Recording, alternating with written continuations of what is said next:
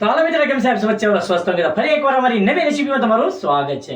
તો બહુ ઝાઝા સમય પછી આજ ફરી આપણે એકવાર નવી રેસીપી લઈને આવ્યા છીએ અને એ છે રેસીપી ચિકન કોરમા।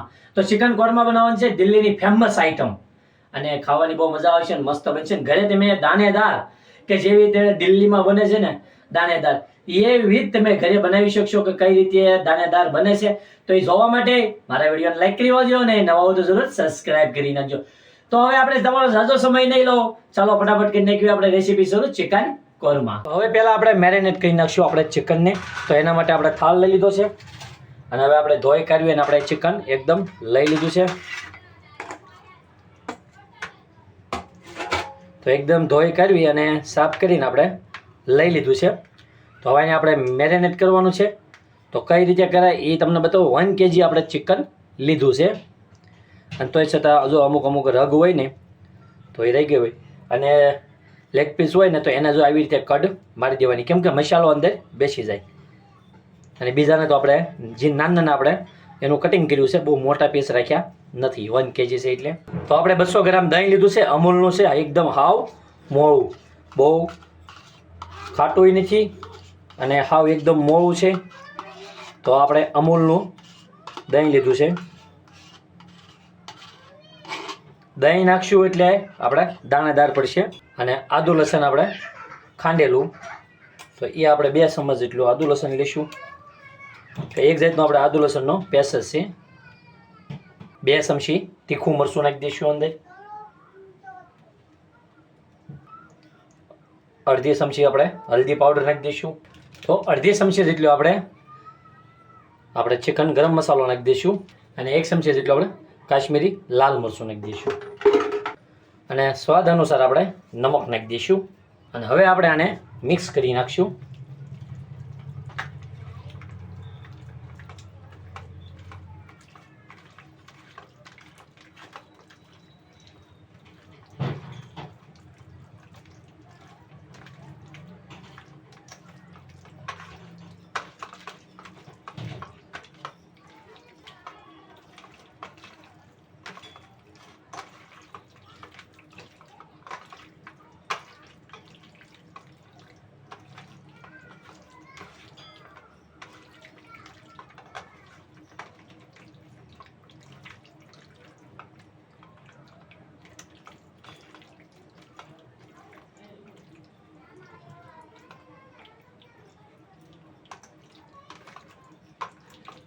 તો હવે આપણે આને કમસે કમ આપણે અડધી કલાક મૂકી દઈશું, ત્યાં આપણે બીજી તૈયારી ચાલુ કરી નાખવી। લઈ લઈશું કઢાઈ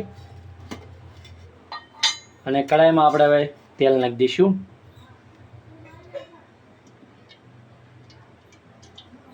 અને હવે આપણે થોડું તેલને થવા દઈશું ગરમ। તો હવે આપણે ઝીણી એવી કટિંગ કરેલી છે ડુંગળી, એટલે ઝીણી એવી એટલે તમે આવી રીતે જોઈ શકો છો। તો હવે આપણે આને ફ્રાય કરવાની છે અને ડુંગળી એટલી લેવાની એટલે ડુંગળી પ્રમાણે આપણે તેલ લેવાનું। તો જેટલું ઓલું થાય ને એ પ્રમાણે જો આવી રીતે અંદર ડૂબી ન જવી જોઈએ, બસ આમ તેલ માથે દેખાવું જોઈએ, કેમ કે આમાં સડશે ને એટલે થઈ જશે રેડી। તો આપણે ઘડીક ડુંગળીને આમ સડવા દેવાની છે। તો જો જેવી તેવી ડુંગળી ચડી ગઈ છે પણ આને આપણે હાવ સડી જવા દેવાની છે। હાવ એટલે હાવ લાલચો થઈ જાય ત્યાં સુધી સડવા દેવાની છે, તો જ આપણું દાણેદાર બનશે ચિકન અને મસ્ત બનશે। તો જ ચિકન કુરમા જોરદાર લાગશે ખાવામાં અને એની ગ્રેવી જોરદાર બને। તો હજી આપણે આને સડવા દેવાનું છે, હજી આ અડધી સડી છે, હજી અહીંથી આપણે સડવા દેવી। તો જો આપણે ડુંગળી સડી ગઈ છે, પછી થોડીક અમથી હજી કાચી છે, તો આપણે થોડું હલાવતા રહીશું અને આપણે એને સોડવતા રહીશું। તો આવી થવા દેવાની, પછી આપણે એને ઉતારી લેવાની। તો એને પાછું આપણે ઉતારવાની કઈ રીતે કે અથવા તમારી પાસે આપણે ટીશ્યુ પેપર હોય કે અથવા વ્હાઈટ કાગળ હોય તો એમાં આપણે આ કાઢી નાખવાની, એટલે શું છે કે જેટલું તેલ હોય ને વધારાનું એ કાગળ સૂંઘી જાય તે માટે। અને પછી આપણે એને પડી રહેવા દેવાની છે અને એને આપણે પેસ્ટ નહીં જ બનાવવાનો, એને આપણે શું કરવાનું છે હું તમને આગળ કહીશ। તો એ રીતે આપણે આ બનાવવાનું છે। તો તમે આ જોઈ શકો છો કે જો અત્યારે સડી ગઈ છે, તો એક આપણે કોરું કાગળ લઈશું અને હવે આપણે જો એક થાળી લઈ લીધી છે, અથવા તમે ડીશે લઈ શકો છો। તો એ લઈ અને એમાં કાગળ મૂકી દેવાનો. હવે આપણે આને કાઢી નાખશું બહાર.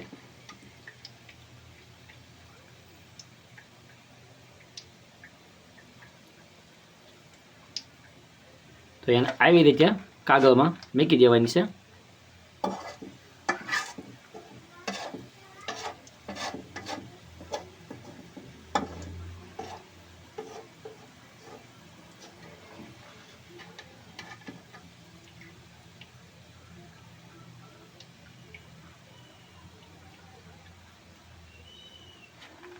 ડુંગળી કાઢી લીધી છે અને હવે આપણે એમાં ને એમાં આપણે આપણું ચિકન એડ કરી દઈશું.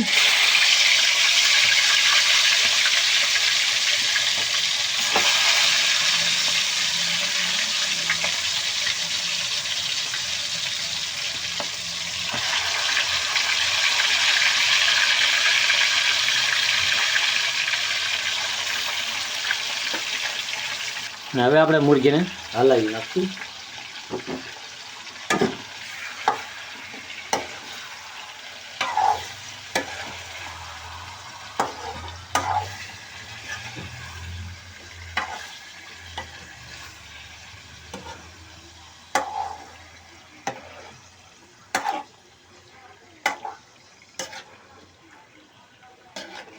તો આમાં આપણે પાણી નાખવાનું નથી, કેમ કે એ મુરગીમાંથી પાણી નીકળશે અને જે આપણે મેરિનેટ કર્યું હતું આપણું દહીં હતું, તો આપણું દહીં તે હોતે ઓલું થાય છે. તો જો આ મેરિનેટ કરેલું બધો મસાલો, ટોટલિંગ મસાલો આપણે અંદર નાખી દેવાનો છે, તો જ દાણેદાર બનશે, નહીંતર મસાલો આમાં રહી જાય છે.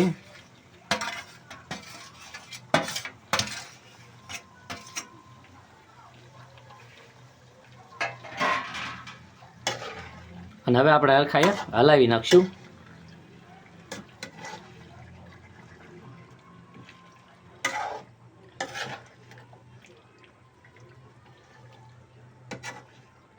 અને હવે આપણે આને ઢાંકી અને ઘડીક સડવા દઈશું 15 થી 20 મિનિટ. 15 મિનિટ થઈ ગયું છે એટલે હવે આપણે ઉઘાડી અને શેક કરી લઈશું.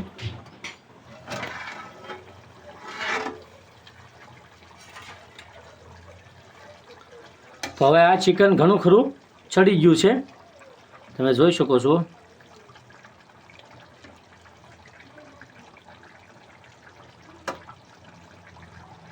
આપણે 70 થી 80% ચડવા દેવાનું છે. તો ઘણું ખરું ચિકન ચડવાઈ આવી ગયું છે. અને દાણેદાર બનાવવાનું છે તે માટે તો આને આપણે ઉતારી લેવાનું છે.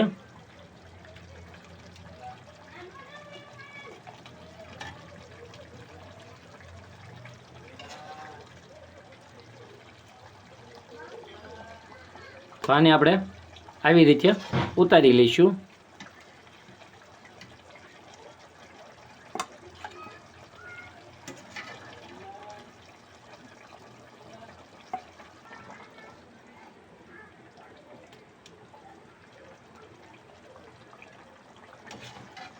કેમ કે હવે આપણે ગ્રેવીને પકવવાની છે, દાણેદાર બનાવવાની છે ગ્રેવીને. તો એ માટે તો આવી રીતે બધું ચિકન કાઢી લેવાનું છે.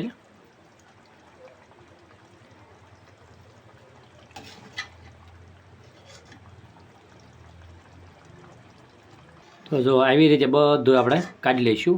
અને હવે આપણે આને પાણીમાં ઘડીક પાણીને બળવા દઈશું અને હારો આપણે ઘડીક સડવા દઈશું. જો દાણેદાર બનાવવું હોય ને તો આવી રીતે કરવું પડે. તો આને આપણે ઘડીક સડવા દઈશું. આમના એટલું પાણી બળી જાય તો જે ડુંગળી આપણે ફ્રાય કરી છે તો એને આપણે સૂંદો કરી નાખશું. હાવ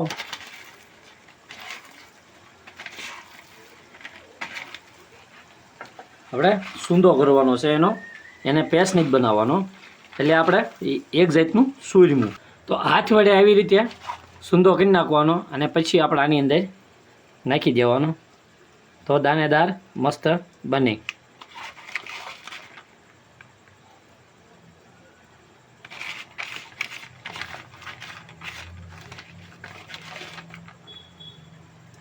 હવે આપણે એને હલાવી નાખશું.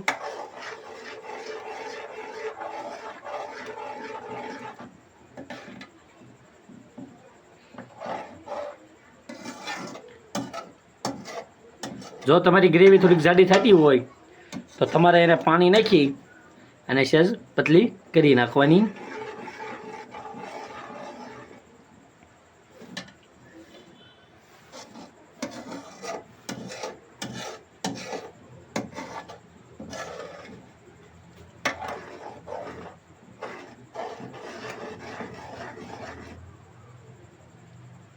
તો ઘડીક આપણે આને આમ નામ સડવા દઈશું. તો જો આવી ગ્રેવી થવા મળે, તમે જોઈ શકો છો દાણેદાર. તો આવી ગ્રેવી થવા મળે પછી આપણે અંદર આપણું ચિકન જે આપણે કાઢી લીધું એ આપણે અંદર એડ કરી દેવાનું છે. અને હવે આપણે એને હલાવી નાખશું.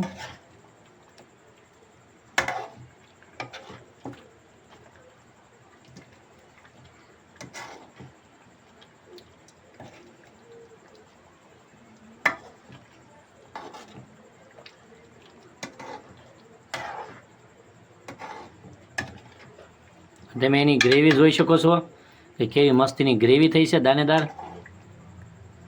અને હવે આપણે આને ઢાંકી અને ઘડીક 10 થી 15 મિનિટ આપણે આને સડવા દઈશું.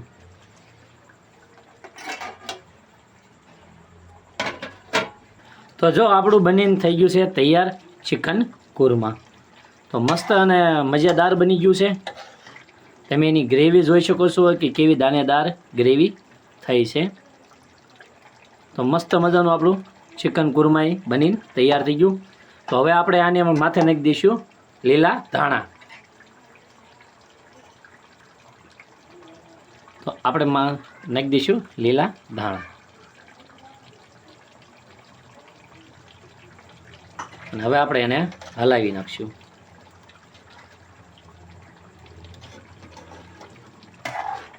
તો હવે આપણે આને ઉતારી લઈશું. તો મિત્રો આપણું બનીને મસ્ત મજાનું ચિકન કુરમા તૈયાર થઈ ગયું છે. તમે એનું ગ્રેવી જોઈ શકો છો.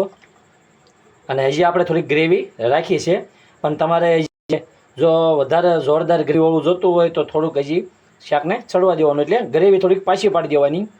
પણ આપણે થોડુંક ગ્રેવીવાળું રાખ્યું છે. તો તોય તમે દાણેદાર જોઈ શકો છો કે કેવી મસ્ત મજાની દાણેદાર પડી છે અને ગ્રેવી બની છે. તો હવે એક ડીશમાં આપણે આને ચિકનને કાઢી લઈશું.